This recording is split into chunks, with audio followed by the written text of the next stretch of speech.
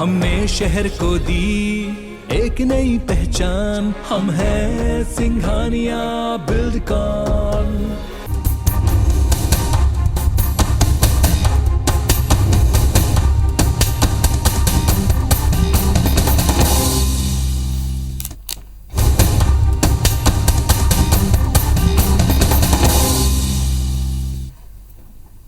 नमस्कार, मैं हूं आपके साथ आकांक्षा पांडे और बड़ी बहस में आप सभी का स्वागत है। तो मध्य प्रदेश में अगले साल होने वाले विधानसभा चुनाव बीजेपी और कांग्रेस के लिए किसी महाभारत से कम नहीं है। 2023 के चुनावी महाभारत के लिए कांग्रेस और बीजेपी ने अभी से ही व्यू रचना शुरू कर दी है। कांग्रेस के पांडवों के बाद अब बीजेपी की त्रिदेव की भी एंट्री हो चुकी है। इन त्रिदेव के सहारे बीजेपी न केवल अपना 10% वोट प्रतिशत बढ़ाने की रणनीति पर काम कर रही है, बल्कि सरकार की योजनाओं का लाभ ले रहे लोगों के वोट अपने खाते में शिफ्ट करने का भी प्लान है। बीजेपी की त्रिदेव से पहले कांग्रेस ने युवक कांग्रेस के 5 कार्यकर्ताओं को बूथ पर जिम्मेदारी दी थी, जिन्हें कांग्रेस पांडव कहकर प्रचारित कर रही थी। और अब बीजेपी की त्रिदेव की तैनाती के बाद कांग्रेस ने फिर से अपनी बूथ पर व्यू रचना पर काम करना शुरू कर दिया है। कांग्रेस का दावा है कि उनके मैनेजमेंट के आगे त्रिदेव का असर फीका हो जाएगा। ऐसे में अब देखना दिलचस्प होगा कि 2023 के महाभारत में कांग्रेस के पांडव बीजेपी की त्रिदेव की व्यू रचना को कैसे भेद पाएंगे।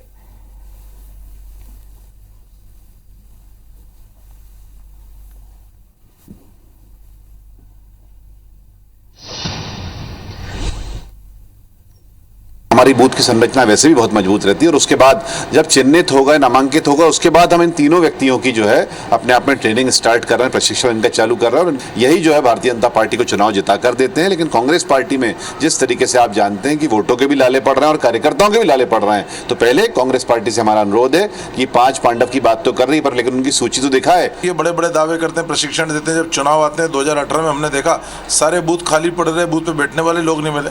2023 में भी यही होगा, तमाम इवेंट आयोजन करो, बूथ पे बैठने वाला कार्यकर्ता नहीं, जनता नाराज है। भाजपा चुनावी मोड में आती जाती है, हम तो हमेशा चुनावी मोड में रहते हैं। हमारी तैयारी जब चुनाव हो जाए हम फुल तैयारी में।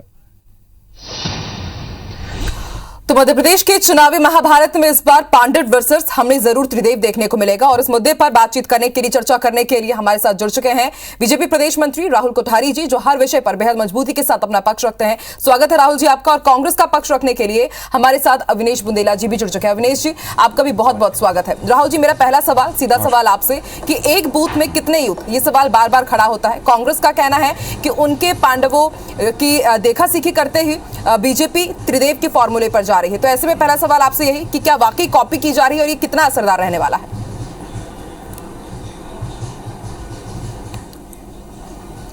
देखिए, पहली बात तो बहुत स्पष्ट है कि भारतीय जनता पार्टी किसी और की देखकर और किसी और को देखकर कोई व्यवस्था का निर्माण नहीं करती, कोई इस तरह का कार्यक्रम नहीं चलाती। हम लोग जो है पहले से ही जो भी हमारे बूथ के कार्यकर्ता है वो भारतीय जनता पार्टी का परिवार है और भारतीय जनता पार्टी अपने परिवार के नाते उन लोगों से सतत संपर्क बनाए रखने की एक जो प्रक्रिया चला रही थी, जिसको हमने बूथ विस्तारक अभियान का नाम दिया था, ये अपने आप में देश का ऐतिहासिक अभियान भारतीय जनता पार्टी मध्य प्रदेश ने पूरा खड़ा किया। और इस अभियान के माध्यम से निश्चित रूप से हम लोगों ने बहुत सारे लाखों कार्यकर्ताओं की जो मैपिंग करी है वो अब हमारे लिए कहीं ना कहीं बहुत महत्वपूर्ण हो गए हैं। और इसी प्रयास को आगे बढ़ाते हुए हमारे प्रदेश अध्यक्ष आदरणीय वीडी शर्मा जी ने इस बात को कहा है कि जो बूथ के महत्वपूर्ण अंग हैं, सबसे ज्यादा जो बूथ अध्यक्ष हैं, बूथ के महामंत्री हैं और हमारे बीएलए हैं, इन तीनों को मिलाकर जो है त्रिदेव कहा जाएगा। और त्रिदेव, क्योंकि हम कहते हैं कि हम तो कार्यकर्ता की पूजा अर्चना करते हैं, तो निश्चित रूप से हमारे त्रिदेव हैं। ये हमारे वो साथी और वो सहभागी हैं जो लगातार भारतीय जनता पार्टी के साथ हर मोर्चे पर डटे रहते हैं और ये हमारी सरकार की योजनाओं को भी नीचे जो है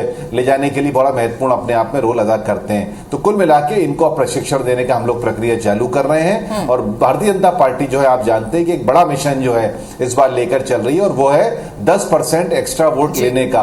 तो कुल मिला के 51% वोट का हमारा जो लक्ष्य है उसको पूरा करने के लिए मजबूत रूप से जो हमारे बूथ खड़ा होगा, ये अपने आप में बहुत इंपॉर्टेंट साबित होने वाला। और हमारा कुल मिला के बहुत अच्छी कोशिश रहेगी कि संपर्क के माध्यम से 10% जो हम वोट बैंक के वोट हासिल करें, लेकिन साथ में जो कांग्रेस पार्टी लगातार जो धरातल से साफ होती जा रही है, जो अब इस बात को बड़ी बेबाकी से बोल रही है कि वो लोग 5 लोग हर बूथ पर खड़े करने वाले हैं, तो मेरा आपके माध्यम से अनुरोध है कि कांग्रेस पार्टी जो है, जो 5 लोगों की बात करी, सबसे पहले तो ये बताए कि वो 5 पार्टी जो कांग्रेस पार्टी जो है मध्य प्रदेश में 5 सांसद नहीं जिता पा रही, जो अपने आप में 5 सीटें नहीं ला पा रही, वो अपने आप में 5 कार्यकर्ता जो है कहां से लाएगी, जिसको 5 वोट भी जो है अब बूथ पर नसीब नहीं है। ठीक है राहुल जी, अवनीश जी भी हमारे साथ जुड़े हुए हैं। अवनीश जी, मेरा भी यही सवाल था कि क्योंकि बीजेपी का कहना है कि 92% तक उनका टारगेट पूरा हो चुका है त्रिदेवों की नियुक्ति का, लेकिन अभी कुछ दिन पहले ही आपके प्रदेश अध्यक्ष कमलनाथ जी ने नाराजगी जाहिर की थी कि अभी तक नियुक्ति नहीं हो पाई है, जो युवा कार्यकर्ता शिकायत लेकर पहुंच रहे हैं। ऐसे में पांडवों की नियुक्ति कैसे हो पाएगी और ये कितना असरदार रहेगा?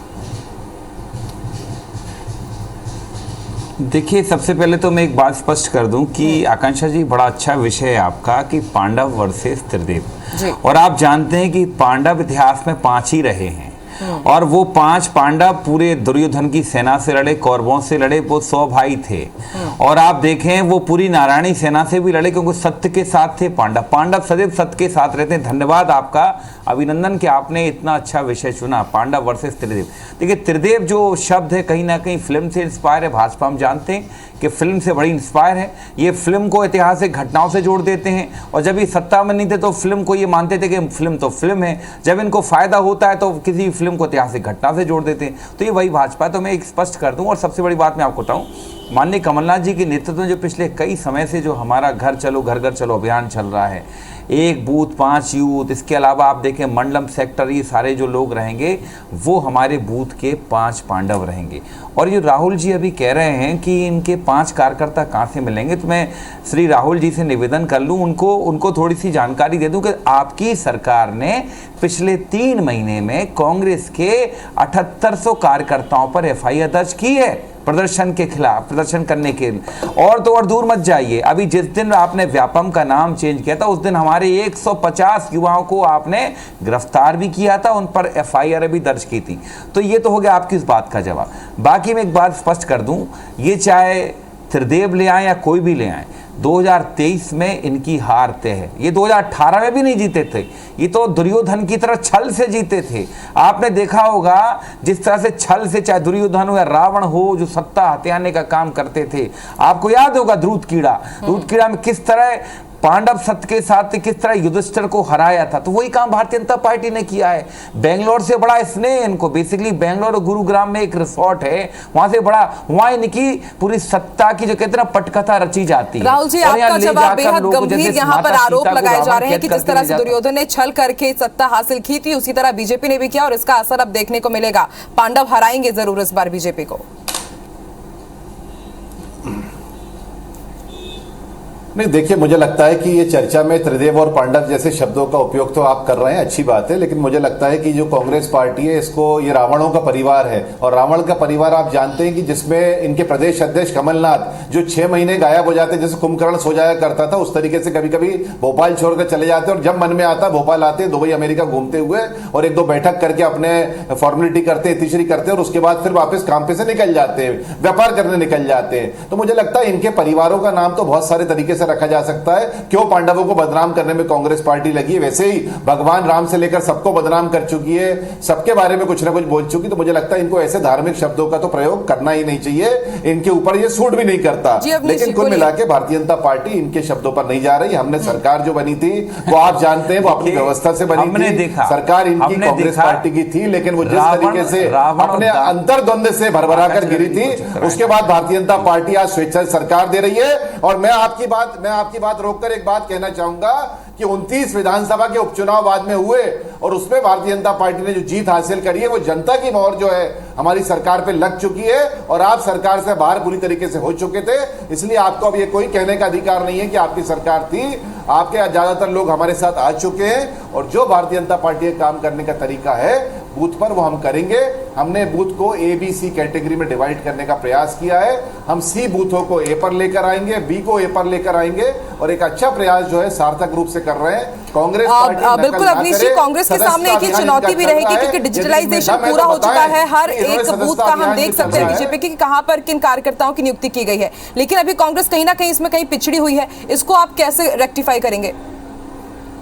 नहीं, देखिए आकांक्षा जी, अभी जो हमारा सदस्यता अभियान चल रहा है, आप देखें हमको आगे बढ़ाना पड़ा। हाँ। और हम लक्ष्य से कहीं आगे निकल गए। हम 50 लाख से भी ज्यादा हमारी सदस्यता हो चुकी वर्तमान में। आप जाके उसकी जानकारी करें। और जो भी राहुल भाई कह रहे थे कि रावणों का परिवार, तो मैं बता दूं इनको, रावण जैसे और कौरव जैसे कर्म तो आपके इनके यहाँ आपने देखा होगा। इनके राहुल भाई अपनी वरिष्ठता का ध्यान रखें। मैं आपके बीच में नहीं बोला हूं, कृपया करके। ये भाजपा के नेताओं में बड़ी समस्या है, आप सुनना पसंद नहीं करते हैं। देखिए मैं आपको बताऊं, भाजपा कार्यालय से एक महिला लाइव चलाती है, उसकी इज्जत लूटी जाती है। भाजपा के नेता ही सदैव क्यों पाए जाते हैं? सदैव उनके ही वीडियो क्यों वायरल होते हैं? चाहे राघव जी हो, चाहे वो एक जोशी जी हो, चाहे संजय जोशी जी हो, इनके ही वीडियो क्यों वायरल होते हैं? आप मुझे इस बात का जवाब दें। रावण जैसे राक्षसों जैसे कर्म इन लोगों के हैं। और सुनिए आप, और मैं आपको बताऊं, और शिवराज जी ने तो खुद कहा है कि विभीषण उनके साथ से आग्रह किया। सिंधिया जी को विभीषण कह चुके हैं, 5 लाख सदस्यों की सूची बताइए। कह चुके हैं विभीषण उनके साथ। राहुल जी सुनिए, तो मैं देखिए भारतीय जनता पार्टी के ये अभी भी रावण राक्षसी जो इनका कैरेक्टर होने का अब ये अभी परिचय दे रहे हैं, ये मुझे बोलने नहीं दे रहे हैं। राक्षस भी यही करते थे, दुर्योधन भी यही करता था, बीच में बांस उड़ाना, बीच में चिल्लाना, यही कर रहे हैं मेरे भाई राहुल जी। बिल्कुल ये अपना पूरा परिचय दे रहे हैं अपनी पार्टी का। रामराज्य कह रहा है, लेकिन कहीं ना कहीं ये जरूर है कि पांडव वर्सेस त्रिदेव की लड़ाई मिशन 2023 में देखने को मिलेगी। और इस महाभारत की जंग को कौन अपने नाम करता है, ये 2023 में तस्वीर साफ हो ही जाएगी। तथ्य अपनी जगह है, तर्क अपनी जगह है। आप दोनों का ही शुक्रिया बड़ी बहस में जुड़ने के लिए। IBC 24 देखते रहिए आप सभी। नमस्कार।